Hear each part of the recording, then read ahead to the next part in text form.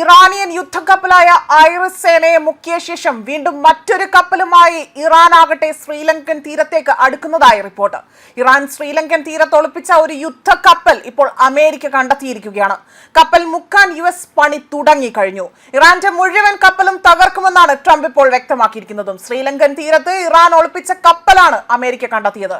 87 നാവികരുടെ മരണത്തിന് ഇടയാക്കിയ Iranian frigate iris സേനയെ US അന്തർവാഹിനി തകർത്തതിന് തൊട്ടു പിന്നാലെയാണ് രണ്ടാമത്തെ ഇറാനിയൻ യുദ്ധക്കപ്പൽ ശ്രീലങ്കയിലേക്ക് നീങ്ങുന്നതായി തന്നെ കണ്ടെത്തിയിരിക്കുന്നത്. കപ്പലിൽ 100-ലധികം ജീവനക്കാരുണ്ടെന്നാണ് റിപ്പോർട്ട്.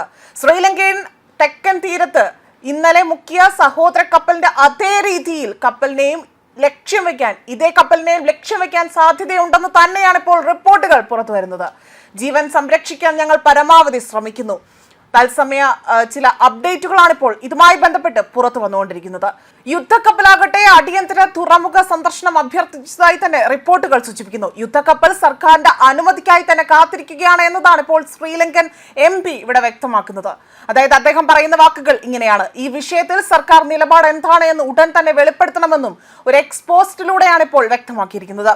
അതേപോലെ തന്നെ ടോർപിഡോ ആക്രമണത്തിൽ കൊല്ലപ്പെട്ട 87 ഇറാനിയൻ നാവികരുടെ ഭൗതിക അവശിഷ്ടങ്ങൾ കൈമാറാൻ തുറമുഖ നഗരമായ മറ്റ് സ്ഥലങ്ങളിലേക്ക് അധികാരികൾ തയ്യാറെടുക്കുന്നതായി തന്നെ, അല്ലെങ്കിൽ ഇത് കൈമാറാനുള്ള വിവരങ്ങൾ നൽകുന്നതായി തന്നെ വ്യക്തമാക്കുന്നുണ്ട്. US സൈന്യം ഈ ആക്രമണത്തിന് ചില അവകാശവാദങ്ങൾ ഉന്നയിച്ച് രംഗത്ത് വന്നതായും തന്നെ വ്യക്തമാക്കുന്നു. ഇവിടുത്തെ പ്രധാന ആശുപത്രികൾ രക്ഷപ്പെടുത്തിയ 32 ഇറാനിയൻ വ്യക്തികളെ ഇപ്പോഴും പോലീസും എലൈറ്റ് കമാൻഡോകളും നൽകുന്ന കനത്ത സുരക്ഷയിൽ ചികിത്സയിലാണ് എന്നതാണ് ഇപ്പോൾ വിവരങ്ങൾ പുറത്തു വരുന്നത്. അതേസമയം യുദ്ധക്കപ്പലാകട്ടെ അടിയന്തര തുറമുഖ സന്ദർശനം അഭ്യർത്ഥിച്ചതായി വീണ്ടും റിപ്പോർട്ടുകൾ സൂചിപ്പിക്കുന്നു. മാത്രമല്ല മറ്റ് യുദ്ധക്കപ്പലുകൾ ഇവിടേക്ക് വരുന്നതായും ഇതിനെ തകർക്കാനായി തന്നെ അമേരിക്ക ചട്ടക്കൂടുകൾ തയ്യാറാക്കുന്നതായിട്ടാണ് വിവരങ്ങൾ പുറത്തു വരുന്നത്.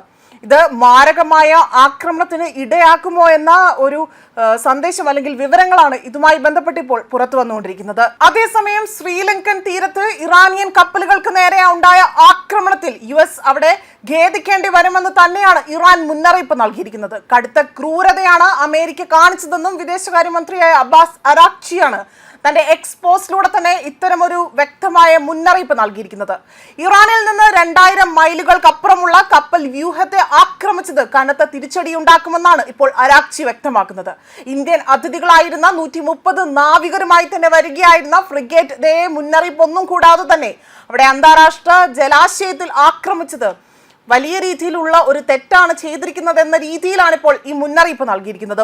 ഇക്കാര്യം ഓർത്തു വെച്ചുകൊള്ളുവെന്നും ഈ ആക്രമണങ്ങൾക്ക് US പശ്ചാത്തപിക്കേണ്ടി വരും എന്നതാണ് അബ്ബാസ് അരാക്ചി വ്യക്തമാക്കുന്നത്. ഇന്ത്യയിലെ വിശാഖപട്ടണത്ത് നടന്ന 2026 മിലാൻ ബഹുരാഷ്ട്ര നാവിക അഭ്യാസത്തിൽ പങ്കെടുത്തതിന് ശേഷം ഇറാനിലേക്ക് മടങ്ങുന്നതിനിടയിലാണ് ഇത്തരത്തിൽ വലിയ രീതിയിലുള്ള ആക്രമണം അല്ലെങ്കിൽ ഈ കപ്പലുകൾ US മുക്കിയതെന്നാണ് വിവരങ്ങൾ സൂചിപ്പിക്കുന്നത്. ഇതിൽ 87 പേർ മരിച്ചു എന്നതാണ് പ്രാഥമിക വിവരം.